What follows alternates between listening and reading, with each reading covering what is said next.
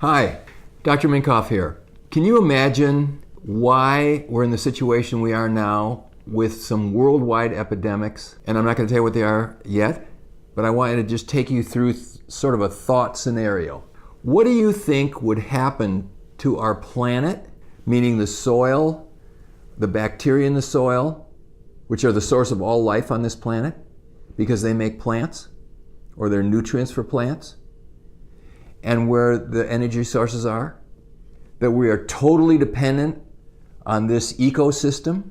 What do you think happens to this ecosystem, that planet Earth is in the neighborhood of 5 billion years old, if we would produce a major attack on this very delicate earth, loam, soil structure to the point where it was under peril to a very high degree?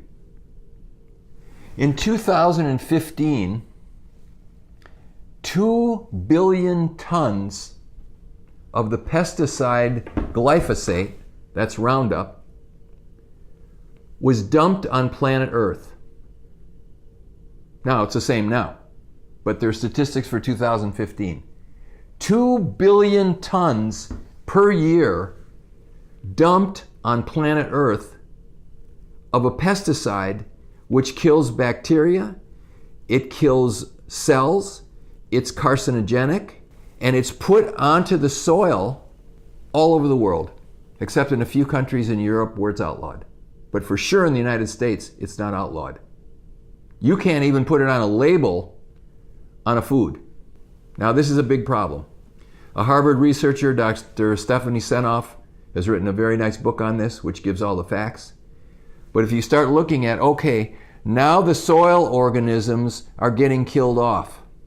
Now the plants are being sprayed with this stuff, and it produces leaky, poor membranes in the plant, so their root structure can't take up nutrients the way it's supposed to take it up. And then the plants don't get the minerals and vitamins they need from the soil. And they're poisoned with the pesticide. And now our animals are eating that.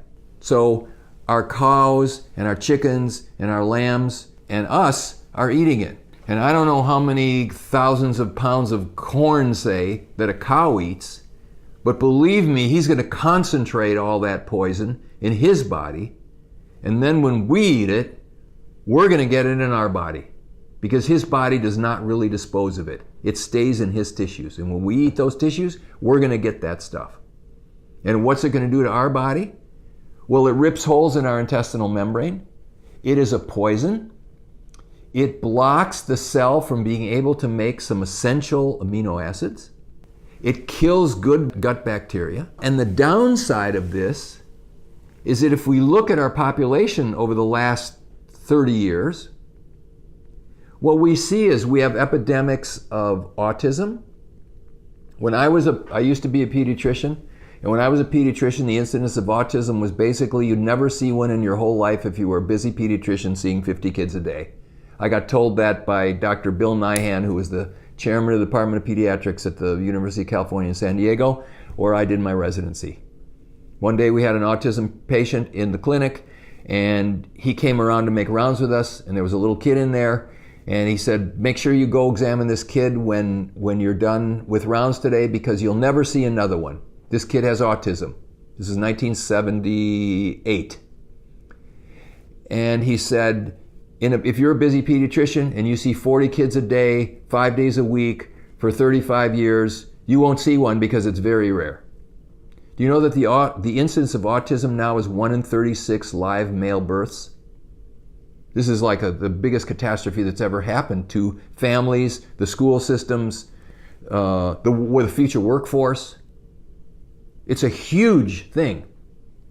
Now, I'm not saying that autism is caused only by glyphosate. There's plenty of other toxins to go around.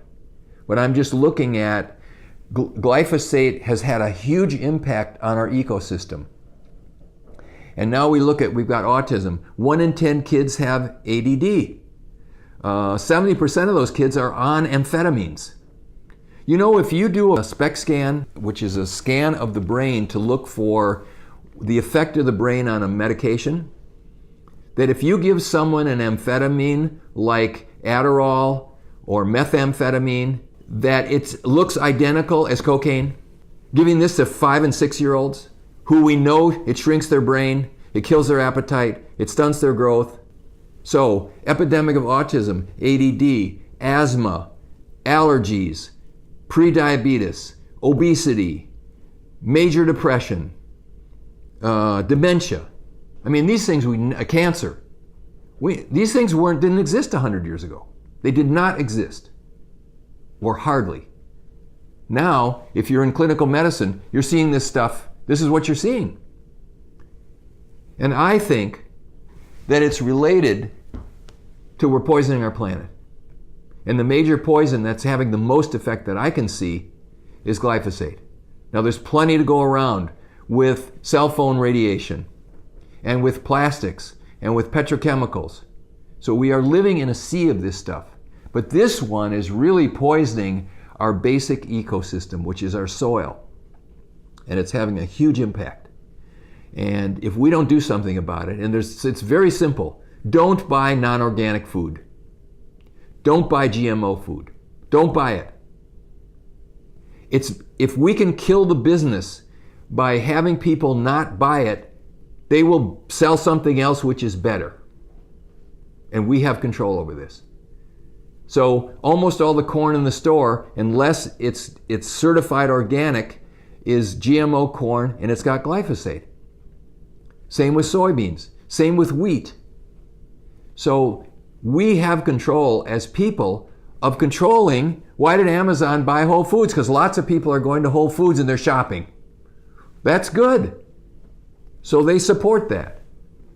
So I think if we can, as a population, start to look at our days are numbered. It might not be in my lifetime, but certainly my children and my grandchildren are numbered if we don't turn this thing around. And if we don't do something about it, which is actively not patronize that stuff, we can make an impact, and we can help ourselves, and we can help our planet, and we can help our kids. Okay? Hope this helps.